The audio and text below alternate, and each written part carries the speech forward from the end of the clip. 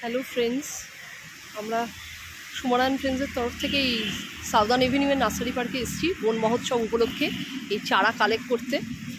Already বেশ কিছু চারাই collect হয়েছে, আরও রিকোয়ারমেন্টস আছে আমাদের, সেই অনুযায়ী কালেক্ট হচ্ছে।